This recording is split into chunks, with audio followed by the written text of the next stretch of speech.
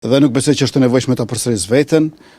Presidentja e Republikës është kreu i shtetit, ku unë jam kryeministri i vendit dhe unë besoj që kemi një çështje që tash ndodhet në gjykatën kushtetuese, ndërkaq theksi duhet të vihet tek fakti që në vitin e kaluar kemi pasur 4 palë zgjedhje dhe unë jam i bindur që nuk kemi nevojë ta përsërisim vitin 2025, viti 2026 është vit i ri, nuk është as e drejtë as e dobishme që të kemi zgjedhje të përsëritura. Prandaj është e domosdoshme që të kemi marrëveshje me partitë opozitare për zgjedhjen e presidentit dhe qytetarët e Republikës presin prej neve stabilitet institucional e jo zgjedhje të përsëritura. Pra nuk ka nevojë për zgjedhje të reja të përsëritura, ka nevojë që sa më parë ta kemi aktgjykimin e gjykatës kushtetuese dhe të filloj kuvendi të punoj. Zgjedhjet e fundit janë mbajtur me 28 dhjetor. Për bindjen time të fuqishme, zgjedhjet nuk ka qenë mundur të mbahen me 21 dhjetor, për shkak se ekziston edhe shkresa nga sekretariati i Komisionit Qendror Zgjedhor, që thotë që e kanë të pamundur organizimin e zgjedhjeve për 21 dhjetor, për të përmbushur afatet e domosdoshme kohore lidhur me sfidat teknike e logjistike.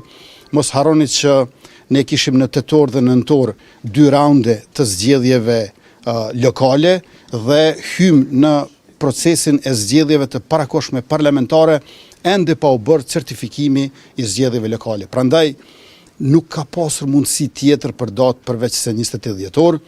Nëse dikush do të mendonte që ka qenë mundur të organizohen zgjedhjet me 4 janar, as kjo s'ka qenë mundur për shkak të aspektit buxhetor.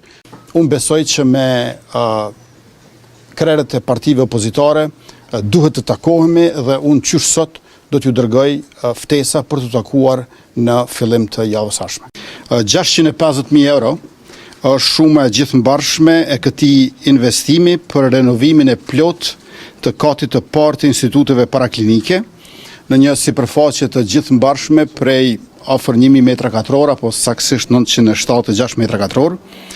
Transformimi është rrënjësor, me qrastje në ruajtur vetëm muret mbajtëse dhe pllakat e meskatit, ndërsa të gjitha hapësirat tjera janë rindërtuar dhe janë pajisur nga e para.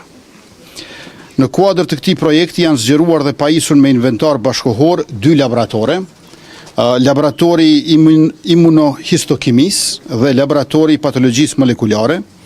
Pastaj janë riorganizuar dhomat e patologëve për më shumë specialist, si dhe janë funksionalizuar hapësirat përcjellëse për punën e përditshme.